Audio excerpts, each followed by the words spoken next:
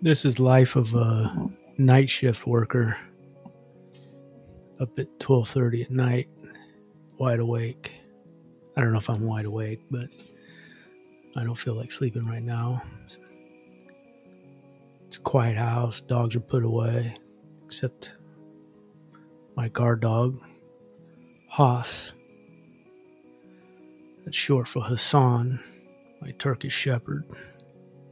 He's the one that roams free at night, protects the house. But I'm actually on Podbean right now, and I am checking. They have ability to go live on Podbean, so I'm on live there, and this is just kind of what I've started doing the last couple of weeks, is just practicing my live skills, coming on here and trying to entice people to come on and talk some dogs.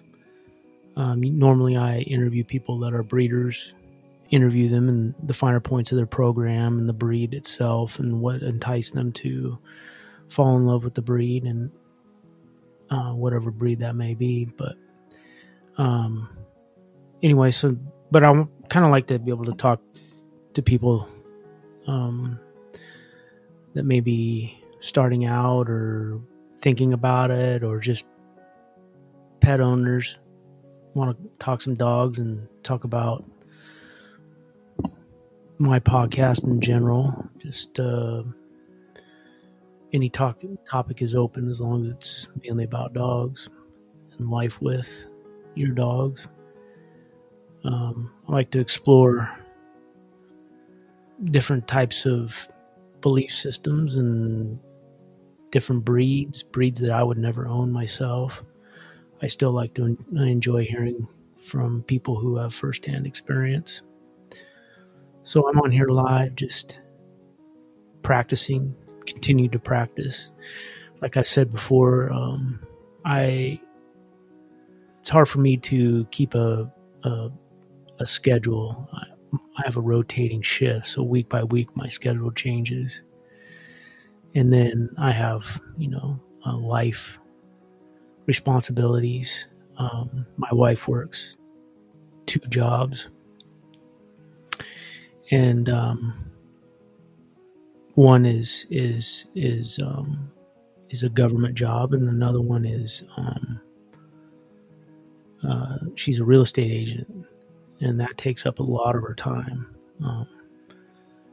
And so, hence, and I'm talking to the Podbean audience, hence my interest in small business and self-employment, foray into really wanting to understand what it takes and the dedication and the hard work that being a self-employed small business owner, entrepreneur, and that's why I'm exploring that aspect of life. Of course, this channel that I created on Podbean is also going to be about dogs, but mainly about the business side of dogs and dog breeding. That's a subject matter that a lot of people don't like to talk about, and frankly have a negative opinion about dog breeders who breed for profit. But my opinion is that if we want good dogs come from people who are able to maintain healthy and happy animals that could breed quality specimens, and you can't do that by giving your puppies away. People have a lot of good stories about shelter dogs and dogs that they've adopted. And I've witnessed people having very meaningful relationships with their dogs that come from those types of backgrounds. But for just as many quality stories, there's a negative story there as well. So and a lot of times these dogs come with a lot of baggage that an average dog owner would not want to deal with. And so my thing is that if we want quality dogs, healthy dogs, dogs that fit your lifestyle, it's going to come from a breeder. I really believe that, and it doesn't have to be a bull breed like that I like, and quite frankly, I want more people not to want bull breeds because I don't think they're for everyone, and I think half the people that own bull breeds at this point in time probably shouldn't. And hence the problems that we see with a lot of these bull breed type dogs, your French bulldogs, English bulldogs, your American bullies, pugs. I'll even say they're not really a bull breed, but they're a brachycephalic breed that are fairly popular. But dogs of that nature should be kind of a real, not a rash decision or a decision of a want. It really should be kind of like a logical decision that you of course you're enticed and you're geared towards that breed because of the way it looks, but you should really do the research and understand what it takes to own dogs like that. And it's not easy to be a French bulldog owner, and it's definitely not easy to being an English bulldog owner, which I am both and have been an English bulldog owner a lot of my life and a pug owner. So I know the pitfalls of these breeds and the extra attention that they do need. And so I really believe that there's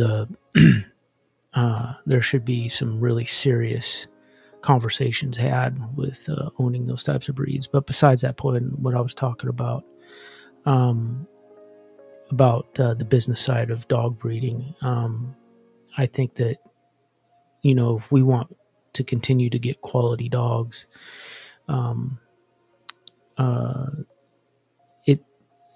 it isn't free, and it isn't a breeder shouldn't go in debt to breed good dogs. And it's like horses. We don't look at horse breeders as in the same way, I guess. Yeah, of course there's not as many horses out there, but if you want a quality horse, you're not going to get it from a shelter. You're going to get it from a reputable breeder that understands the lines that they have and will give a good representation of whatever they have, and it gives the potential owner a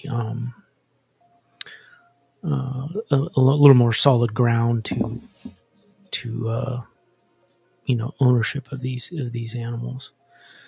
But the negative side of dog breeding is we all see that, and that gets highlighted a lot. But unfortunately, what doesn't get highlighted is quality breeders providing good services and well balanced, healthy animals. So, but they don't get highlighted. It's only the negatives that do, which is a lot of things in life. But I really think that highlighting quality dog breeders that are that are open about making it into a business and using it as a revenue stream, and not to go into debt over it. I think it's an interesting subject for me, and keeps me motivated and thinking and creating these podcasts. So I want to focus a little bit on that as well, but it'll be a little less about, the finer points of dog breeds and breeding itself and all, but it'll be more about the customer service side, the business side, the monetary side, and how that all works, and what motivates people to make the decisions that they make with the dog breeding business, which has really taken a hit the last couple of years because of the economy. I kind of correlate the housing market with the dog breeding market. It's interesting that you talk to people that have been in it for a long enough time, has said that every time there's a lull in the housing market, there's a lull in the breeding market as well, which is interesting. There's probably many reasons for that. Anyway, yeah, I'm on here doing this live. I don't expect many people, and people haven't really gotten the concept what I'm trying to do with these live call-ins. My style isn't necessarily to get on here and cause a ruckus or necessarily have meaningless conversation that I see a lot on lives and all of that, or getting into the weeds of a particular breeding strategy. I kind of like to talk more about the deeper meaning of dog ownership and breeding and all of the above.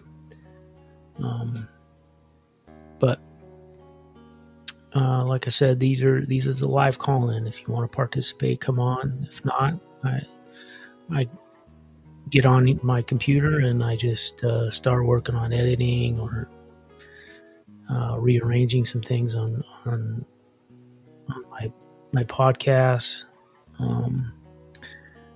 I'm pretty slow about getting things edited, but so I slowly working on things. I'm not like a master at the computer side of this, but I get by.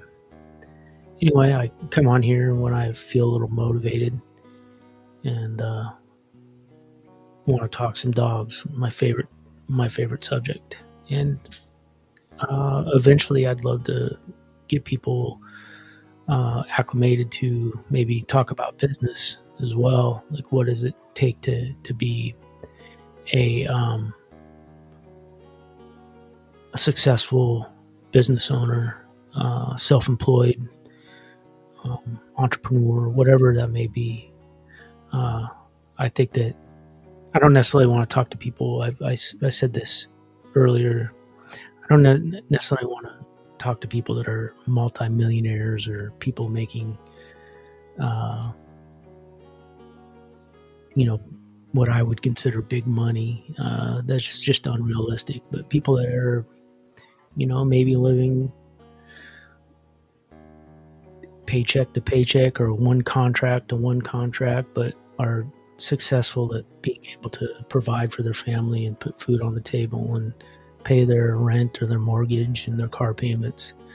But, life is a struggle, especially in down economic times like we're having right now. But so, let's say I want to interview a real estate agent. I don't want to talk to somebody that sells 100 plus homes a year. I want to talk to that guy that, struggles to sell 20 homes a year and make, maybe $100,000 in that year. That's not a lot of money in today's world. It's decent money. It's good money. It's more money than I make in a year, working for the man, so to speak. But, I'm just looking for people that are mildly successful, or people who struggled in the beginning and then they became very successful when they found their niche and their path and they were able to double down on it. That also interests me a lot. I also have an interest in interviewing people that have made this their living, podcasting, YouTube, whatever. So people who have been able to find to make a business out of this, not necessarily people who've got millions of followers. I look at that as kind of contrived nonsense that's based on a lot of smoke and mirrors, in my opinion. I don't look at people who get millions of followers as kind of it's not really natural thing, especially in today's social media platforms. To get a lot of followers is pretty difficult. And I see a lot of great podcasters that do a lot better job than these people that have millions of followers. And, you know, if they have 50, 60, 70,000, or maybe even a little over 100,000, they're and they provide quality content in the way that they do that content it's an interesting concept, and they built a business around it. And I like to talk to people like that as well. My problem with social media and YouTube and podcasts and stuff is that the original purpose behind it, in my opinion, was where real people can create real content. And it just seemed like, you know, it's people that are in the entertainment industry, or people that have been coddled by the entertainment industry, that seem to get pushed. And I mean, how many countless comedian podcasts are out there? And to me, they're just nonsense. It's not realistic. I could care less what a comedian thinks or has to say. It doesn't affect my life, and I don't look at it as real. I look at it as kind of make-believe. There's always an angle to everything that these types of people do. You know, I don't watch the Joe Rogan show religiously. If he has a guest that I'm interested in, I'll watch it. And half the time I turn it off because I just find it to be kind of nonsensical and not realistic. You know, the subject matter is what it is. And it's, you know, I don't necessarily disagree with everything that they talk about, but it just isn't real people talking about real life. You know, I can't relate to a couple of millionaires talking to each other, or maybe some over-the-top intellectual that is speaking in a way where they're pushing some sort of agenda, or some Hollywood type that is self-centered and is trying to sell their brand, which is themselves. I don't really value that kind of entertainment. I quit watching TV, movies altogether. You know, it's very rare for me to watch a show or a movie these days. There's a couple of shows out there that I've watched, but you know, good luck getting me on there to sit and watch it. I might binge on a day or two every couple of months, but I'm not really interested in a lot of things that are considered traditional entertainment. I much rather listen to a dog podcast or a podcast about any other kind of subject. I like listening about technology. That's really interesting to me because I'm almost 50 and technology has passed me by. So, but I'm still like to be up on top of it and kind of learn what's going on, especially this AI stuff, which is interesting to me. But so yeah, that's what I like to pay attention to, and it isn't anything that is unnatural to me and isn't a real person. Is somebody who's kind of acting. I lose interest really quickly. I can kind of see through a lot of that. But you know, they're successful for a reason. They've got a good grasp of what they're doing, and more power to them. I'm not envious or jealous or anything. It's just not necessarily what I like. I grew up watching cable access. I mean, I came from an area where cable access was crazy. and it was all, you had everything from the very serious to the outrageous, and so I enjoyed that. I wouldn't enjoy a lot of the material today. As a 49-year-old, I'm a little more mature, and I don't necessarily value potty mouths. I value the spoken word a lot, and always have. It's been a real interesting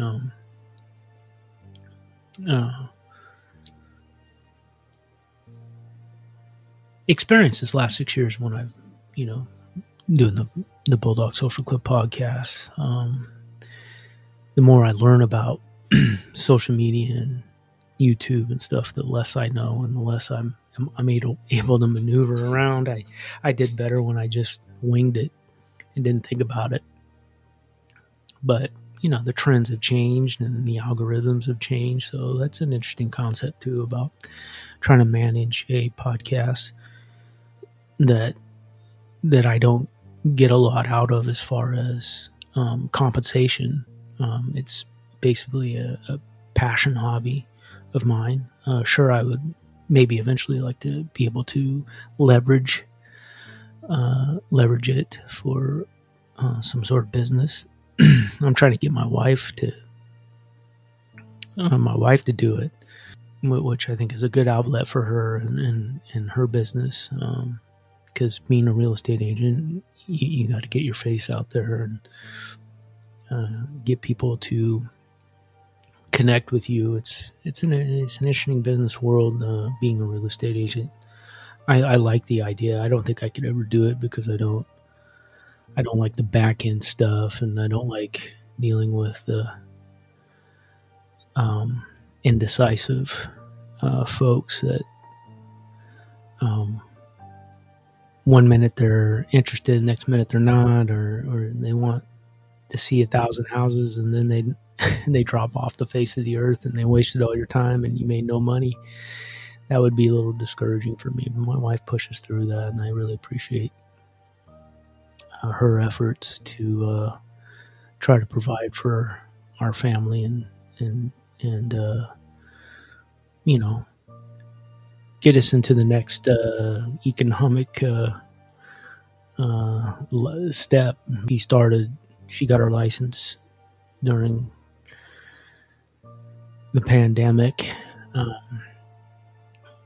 and started selling houses right at the beginning of the downturn, where interest rates were rising and people were starting to decide that they weren't going to sell their homes because of their good interest rates. And like the house that we bought right before the interest rates raised, we're going to be in this house for a while. I mean, the more dogs that I've acquired has made this kind of smaller country town home a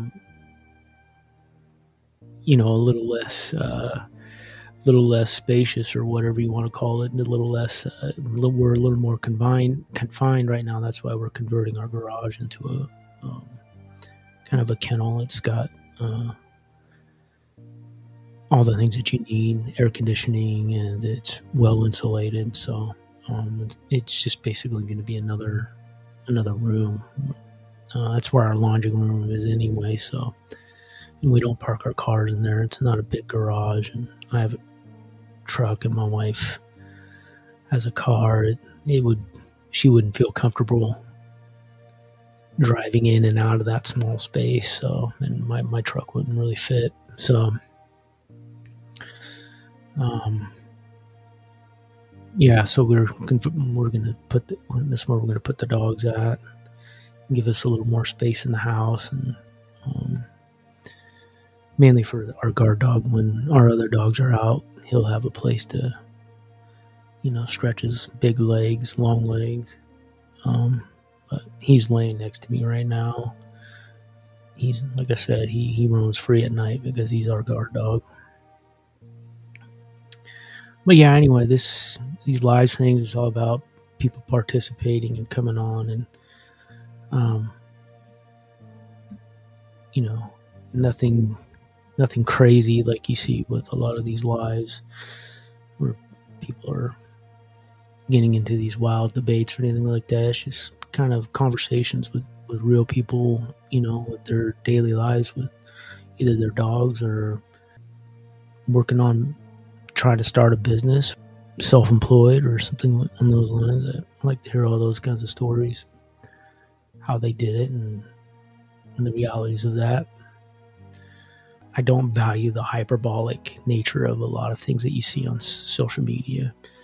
It isn't necessarily what fuels my interest, but you know, people who have a lot of experience and a cool story to tell, and I like to talk to people who may not necessarily look to tell the story, but if you ask, and they'll say sure, you know, and I like to sit back and listen, you know. I've talked to some really cool people on the podcast that have such a vast different experience than I have. That it's been a real fun ride. You know, there hasn't been a lot of negatives to it. The dog world sometimes can be negative, and I'm sure the business world as well.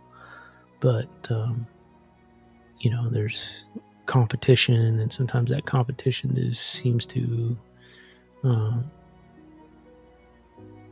get ugly. But you know, for the most part, it's a really positive experience.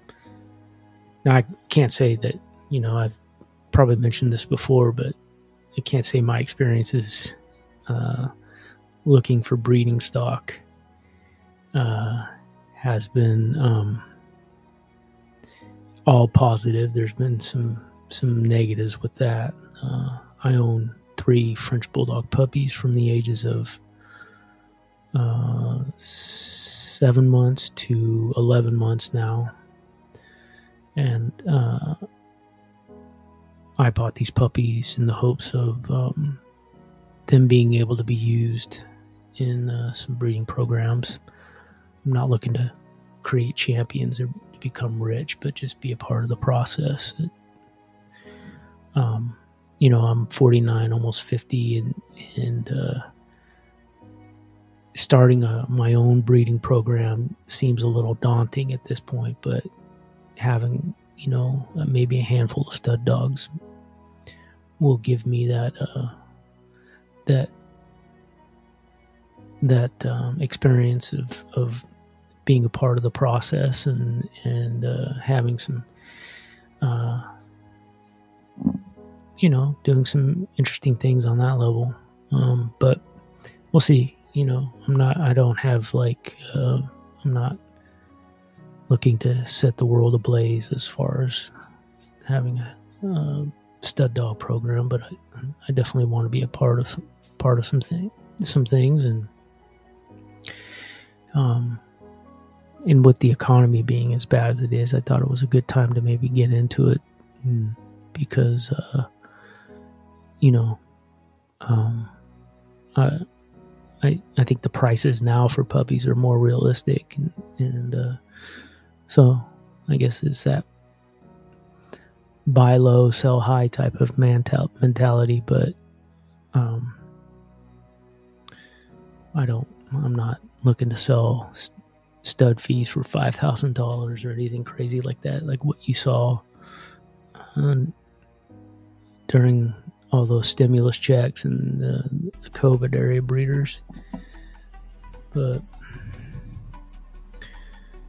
anyway, yeah, that's just part of what I've got going on with my dogs. And yeah, I like to practice a lot when I'm doing things like this to get really comfortable at it. I'm not fully comfortable yet.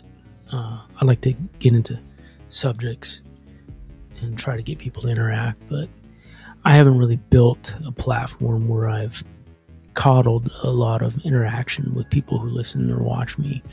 You know, I'm very cordial, and I try to respond to people who message me and stuff or leave comments on my YouTube channel. But I haven't gone on here and said, try to build that side of this community. So I don't have a lot of interaction like I see in other channels that have really kind of initially set out to build that kind of thing. A lot of my episodes that I put on the Bulldog Social Club podcast are one-offs, and then if I interview somebody for a second or third time, but like I said, a lot of it is just just one-offs, and I'm not really looking to build that kind of audience where I'm bantering back and forth. I appreciate people that do that, and I guess I'm trying to get a little more comfortable with doing that. But I want to do it in a way that I feel is suits my personality, and I'm not necessarily wanting to make it about me, so to speak. That's why when I do these live call-ins, a lot of times I'll just get on my computer and do my own thing and let it stream and just put a message up there. I just put a message, link is in the comment. Join the live through the link. And if people pop on, they pop on. If not, they don't. I would say half the time people don't, so far, is what I've noticed. And I came on at 12:30 or whatever. I don't expect people to come on at 12:30, and I don't expect a lot of people Saturday night, especially. A lot of you people were probably now. Most people are still at the bar or coming home and going to bed.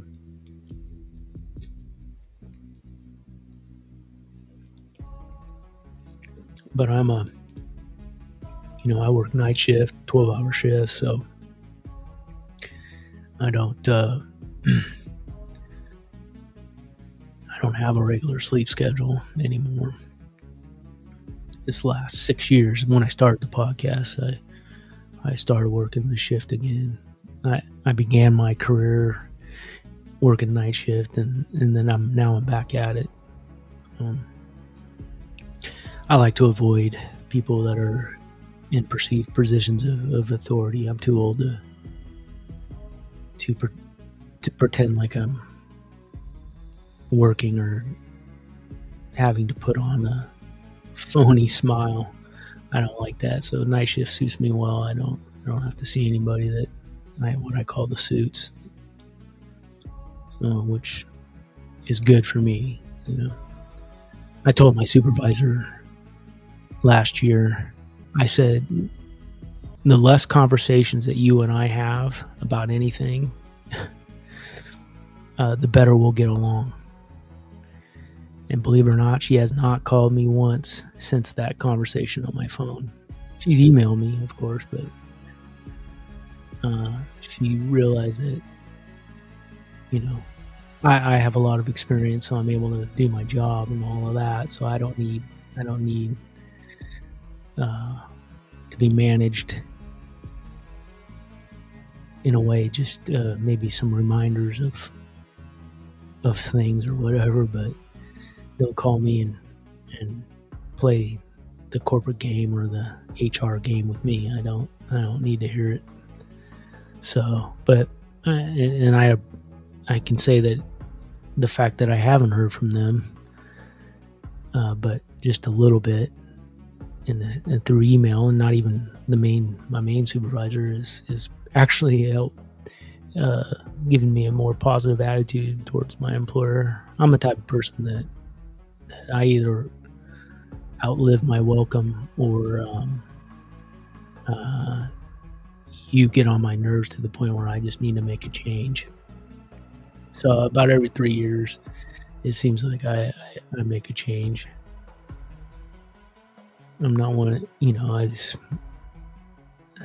not many people in my field put in 20 years in the same place.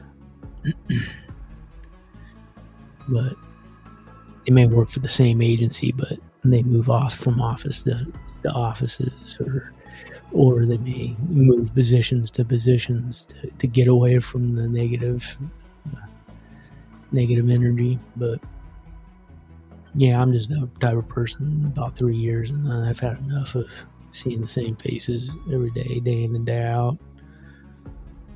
But I appreciate people that are able to put in a 25, 30, 35 years and get their pension and move out. That seems harder and harder these days. I remember I had a job once. I was a supervisor, and I remember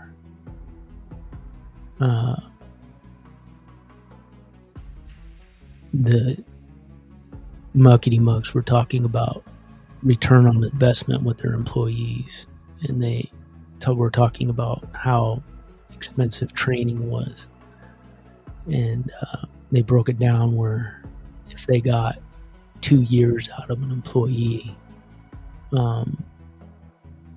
they got their investment back for the training. And so that's all they cared about. And which was interesting how they were talking about employees and return on investment and all that. Needless to say, I lasted another 6 months and I left that job. But yeah, I don't like that kind of stuff. I don't have a temperament to be an employee anymore, and that's kind of why, I really admire my wife. She's almost 50 as well, and taking a leap and a couple years ago to do something completely different in the world that both of us have lived in. We have similar types of jobs, similar types of environments anyway. And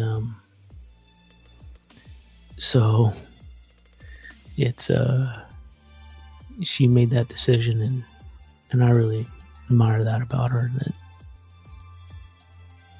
it's I can't see myself. I don't know what I would do. It would be really tough for me to make that kind of decision.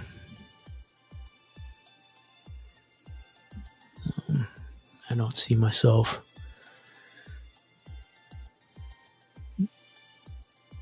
going back to school or anything like that, like my wife did to get in, get a real estate license. But I do want to explore being able to be self-reliant in some way, even if it's just being my wife's secretary when she becomes a successful real estate agent. But yeah, we all take a path for one reason or another, and mine has been a lowly civil servant for almost 30 years now, and I definitely don't value those sorts of things anymore. I look at people that are self-reliant as people that are successful. They broke the chains of dealing with the aspects of being an employee with an employee number. And I look at people that have been able to be self-reliant and hustle their way through life I'm sure that it's not easy. And I see my wife, and I see other people that do their own things and own their own businesses or are self-employed. They work a lot harder than I do. I am not the greatest employee, and I'll fully admit that I cut corners at every chance that I can. I don't value your monetary system as far as where your money comes from. I'm just trying to get by. And I just need health insurance and a paycheck. So, but when you're self-employed or you own your own business, it's, that's your livelihood. You have to do everything it takes to make that, make your business go, because that's how you pay your bills. And so I know those people work a lot harder. You small business owners and you self-employed people, you're working your butts off, but you have to have a passion for it. And that's kind of what I like about my podcast and talking to dog breeders and people who are dog enthusiasts, is that they have a passion for it. It fuels them. I just did an interview today talking to people. Both of them have full-time jobs, and the husband is a chef. And if anybody knows about the food industry, if you're a chef, you're working odd hours and you're working a lot, and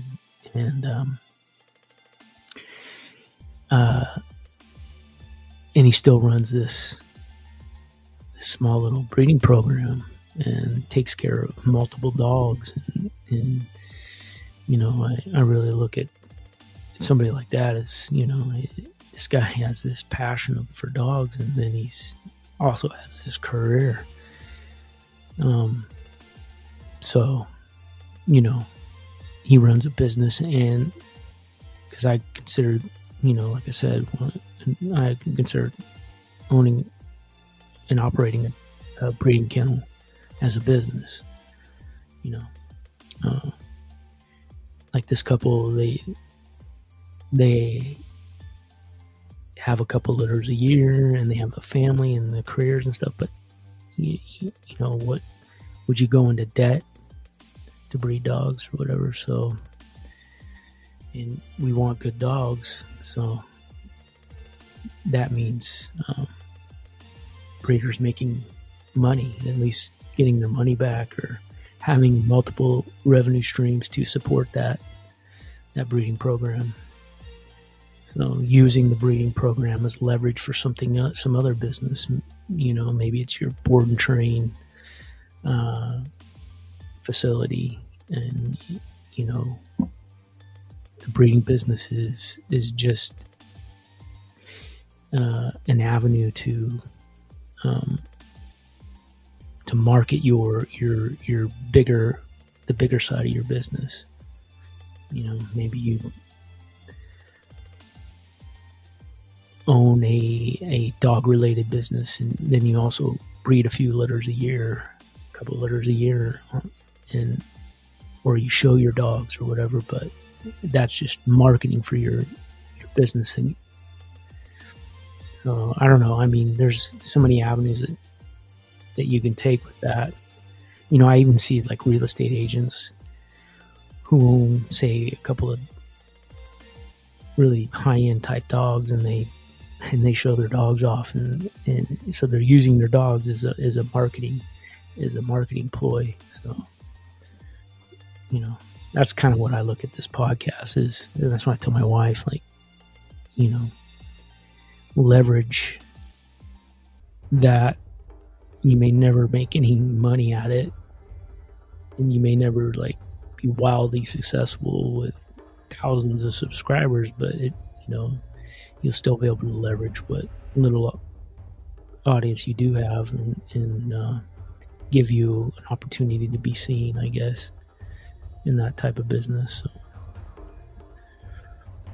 So these are the kinds of things I want to explore and listen to people who really understand business strategy. Like I don't. I have ideas, but it's like going to college and learning from a book.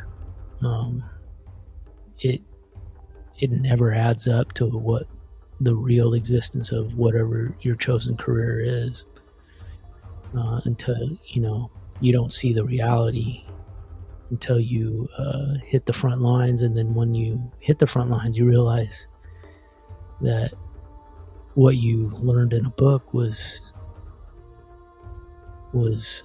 either just a small portion of the reality or completely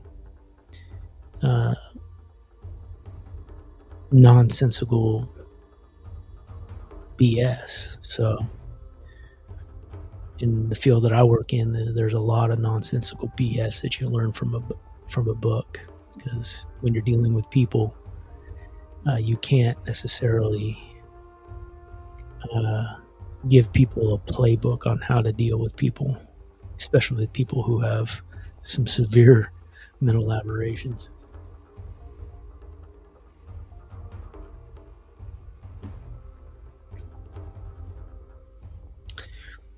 But yeah, I do love the idea of breeding for a profit, but there's a lot of caveats to that. I think there's a lot of people that are breeding dogs for profit, but are not good citizens and bad business people, and they some of them are wildly successful even to this day, even though they still do bad business. But puppies sell. There's always going to be somebody that will buy your puppy. Nowadays, it's a little difficult. I see a lot of people who are selling puppies for $6,000, $7,000, $8,000 a couple of years ago, or can't sell those same types of dogs for $1,500 anymore. So, which I can't say that I'm like, you took advantage of a market that wasn't sustainable, and now you're not being able to sell a dog for a reasonable price.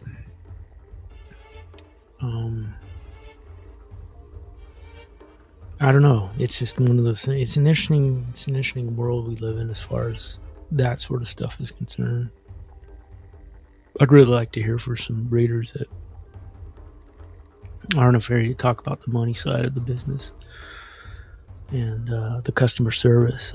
I really believe in customer service. I think when you're dealing with live animals, sentient beings, there needs to be a lot of different ways of thinking. It's, maybe theoretically it's a product, but it's more than that, especially when it comes to puppy buyers and stuff. So there's a lot of things that go into a dog breeding business that I think that would not correlate with a regular business where you're buying and selling things, or you're providing a service.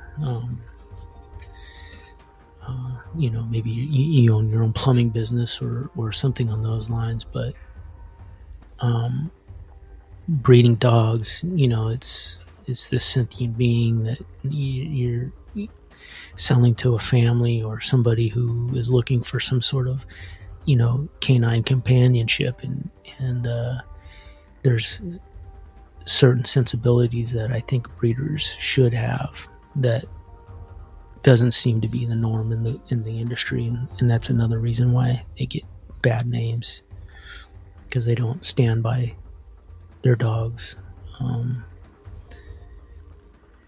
There's things like health guarantees and all that sort of thing, but there's a lot of interesting things that I've heard and actually dealt with recently with my own dogs that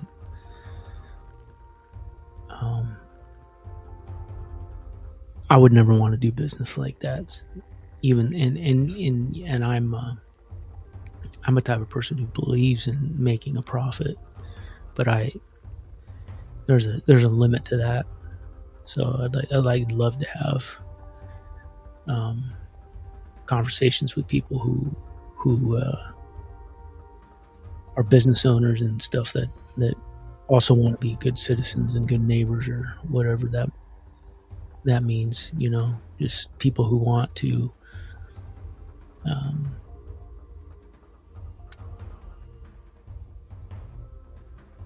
not put profit over morality and ethics. So, and how hard is that? I can see that being hard, especially if you're, if you're not making a lot of money and you're just making enough to get by. We make some decisions, especially if you have a family and financial responsibilities. How do you manage, to keep your morals and your ethics in check, and still try to make a living? Mark asks, do I think it's possible to make a living off of breeding French Bulldogs? Right now, I don't know if anybody can make a living breeding any kind of dog. Just a saturated market at this point. So I think what I would do is I would focus not on dogs, and I could be off base, but I see a lot of people who focus on show dogs and trying to get your dogs out there, and I know that's the surefire way to make money is getting dogs that are coveted, and dogs that want to be used, and dogs that you can leverage to get other good dogs with at a reduced price. Or let's say you have a female, get a free stud because the stud owner wants a puppy back, and they want a quality show dog or whatever.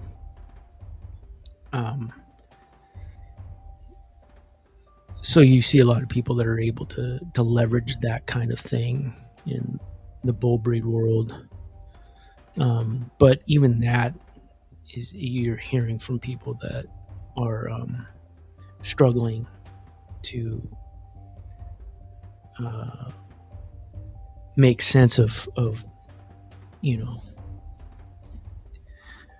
breeding as many litters that they have bred in the past, or they're just kind of hunkering down and dealing with the dogs that they do have, and maybe they have a quality stud or two, and they use those dogs to get studs. So it's really where the rich get richer as far as the dog world is right now, especially like your top winning dogs or your most coveted dogs in the bully world, let's say, or the bulldog world,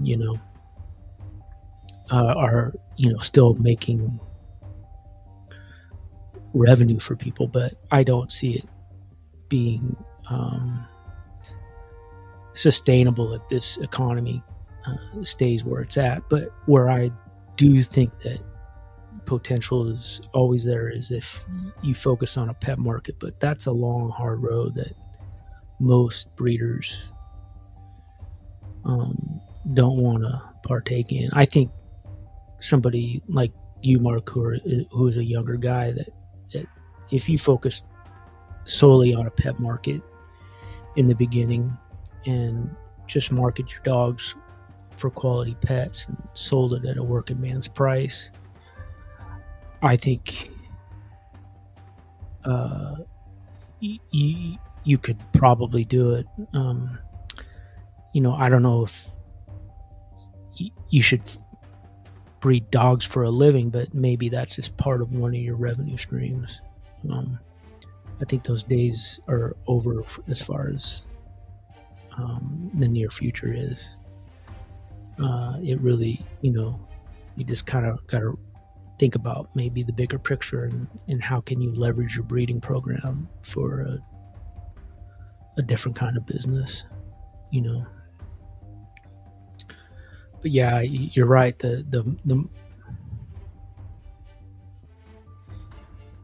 It would be a good side hustle, and I do think that, like I said, you could leverage it in something else.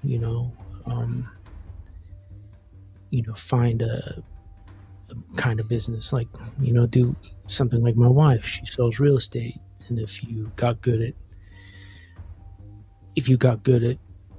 that, and you were able to sell houses, it's not one of those things where you could potentially have a little bit of extra time to breed dogs, or at least be a part of that process, and you would have to put in long, hard hours of doing both. But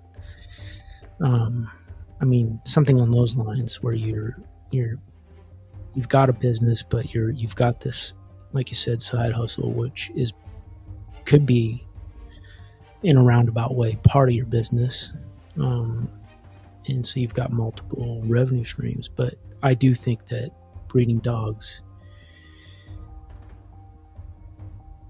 there needs to be a different way of looking at it at this point. You know what I mean? Like, we saw in the last 8-9 years, small programs, people that have less than 6-8 dogs make 6 figures a year because they have a dog that wins titles, or they have a stud dog that produce dogs that win titles, ribbons in the show ring or whatever. You know, in the bully world, some of these dogs consistently have made 6 figures a year just being a stud dog, but that's not like a realistic, you know, that's like, you get lucky with that. And we don't know the finer points of the back end. You know, a lot of times you figure out that these people with these really high-end stud dogs they co-own with somebody, so they're not even reaping the full benefits of these dogs. But you know, there's a lot of things that we as new people thinking about being a part of the breeding process could do. And I really think focusing on the pet market is the answer, and not being afraid to make breeding decisions that make sense for your business, but may not make sense for, you know, other people.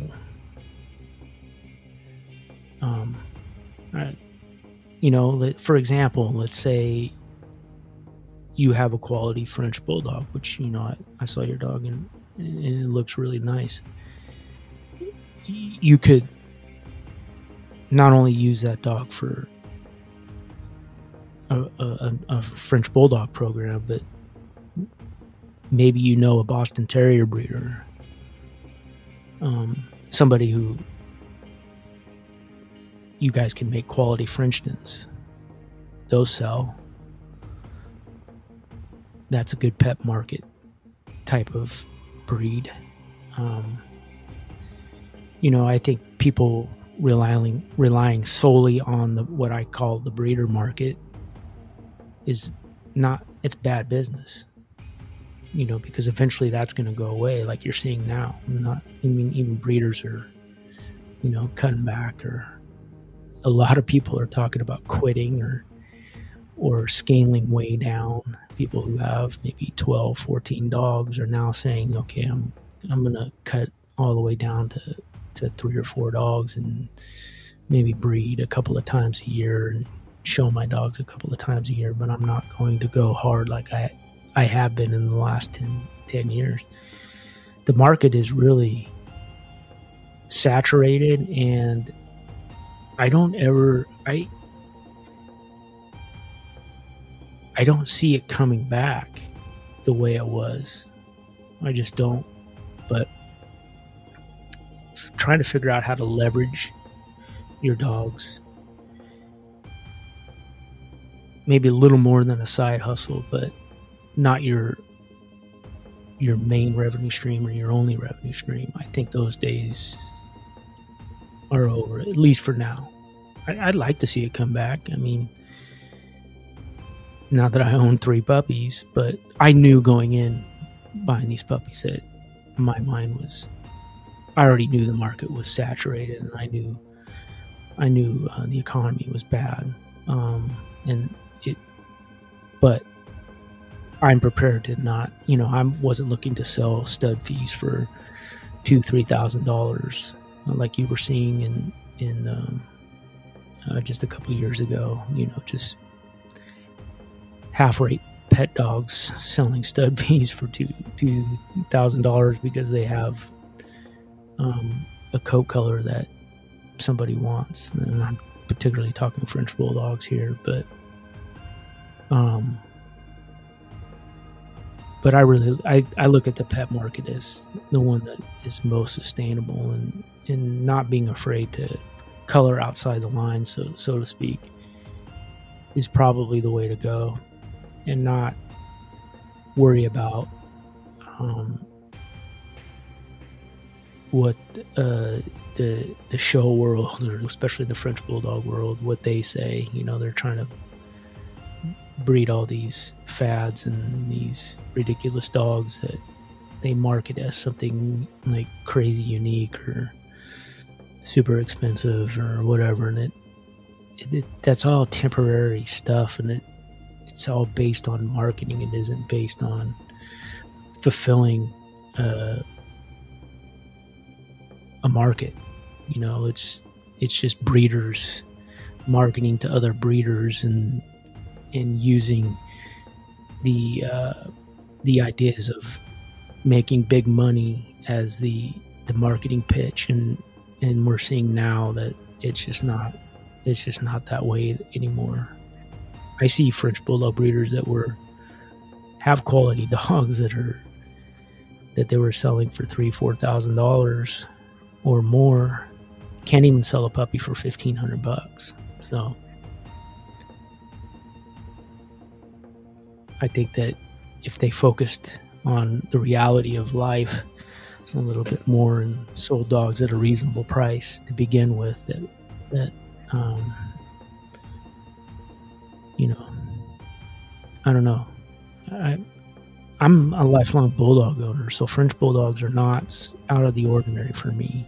And I've never owned one until last year, but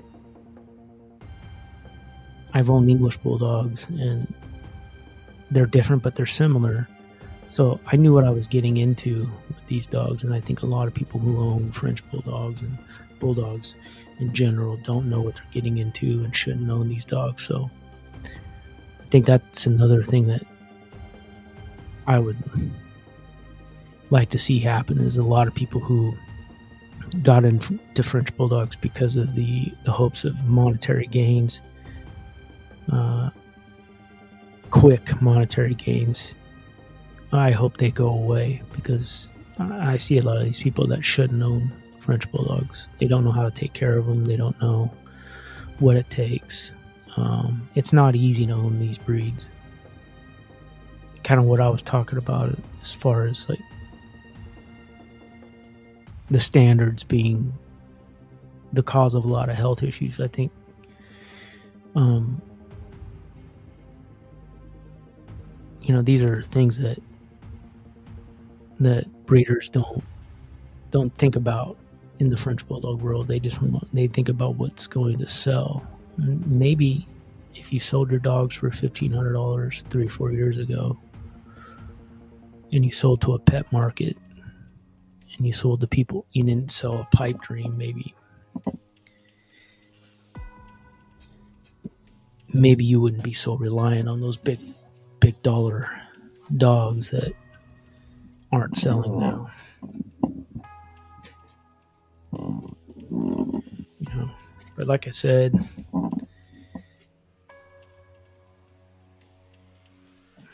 I would think about doing outside the box things that maybe some of your mentors or whatever wouldn't do. Like, you know, maybe breeding quality Frenchdens. I think Frenchdens would be a good alternative for a lot of people. People don't realize that French Bulldogs, they have terrier blood in them, so they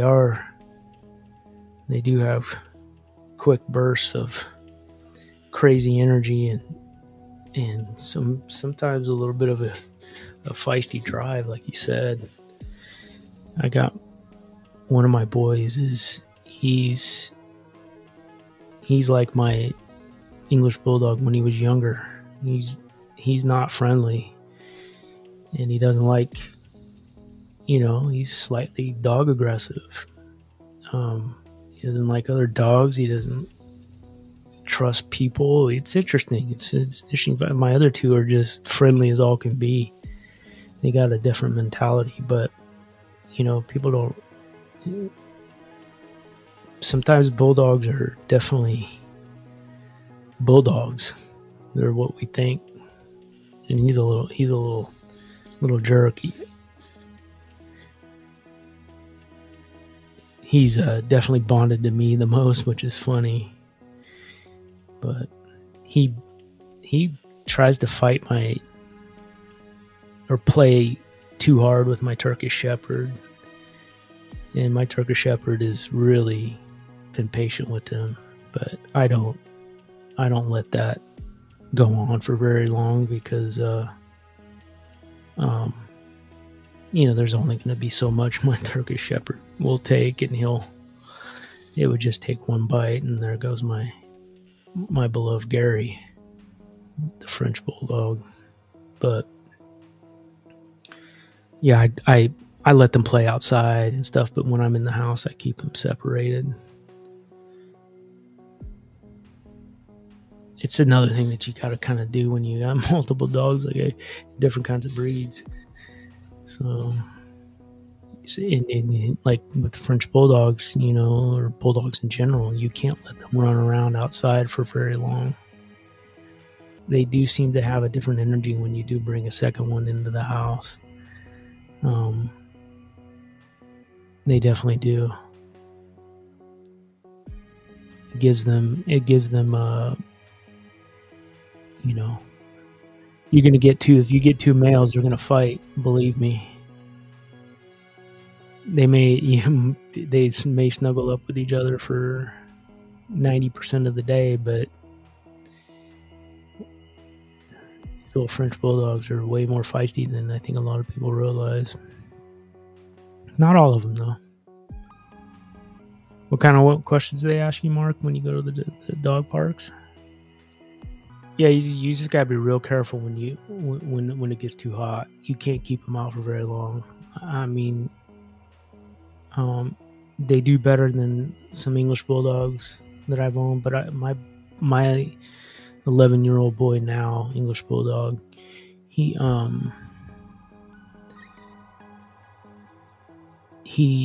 overheated in 72-degree weather in Portland, Oregon, where we're originally from. So, and he just running up and down the fence line a few times, but he was kind of fence fighting with the neighbor dog, and he got himself worked up, and he almost died. I mean, we had to get him to the vet, get him taken care of. So it's one of those things where you got to be real mindful and don't let them work themselves up too much.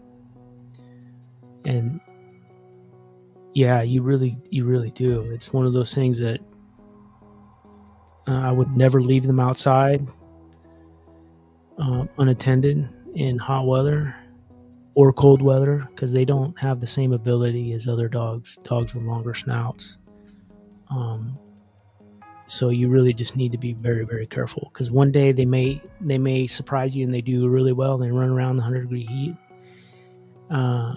But let's say another dog, or let's say your intact male sniffs out a female in heat, and it will just work themselves up and they'll be dead in 10 minutes. Yeah, 10 minutes tops. 10 minutes tops. I don't like when I live in an area where it's very hot and humid. The index could be 100, 105 degrees and humid. And so I make them go to the bathroom and I bring them right back into the air conditioning. I do not let them play out there for too long. And I will run out and pick them up if they're running around too much, because they can overheat themselves very, very quickly.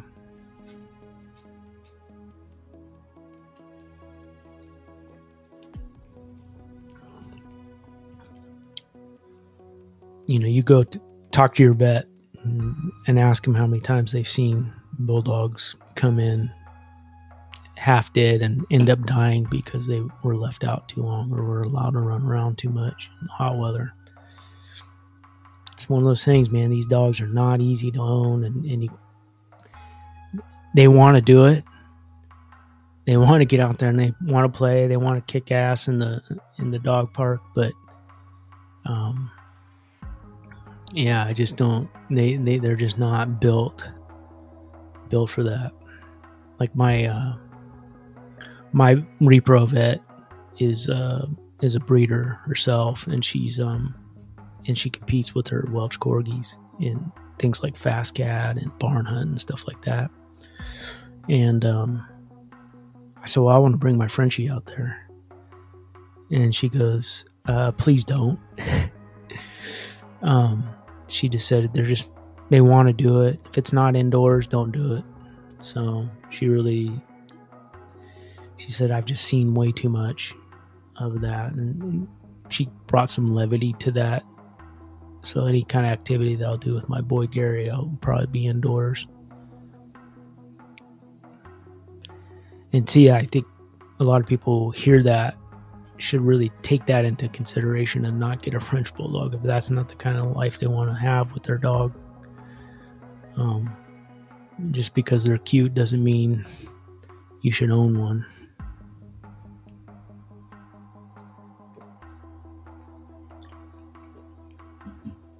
They're a lot of work, man. They're a lot of work.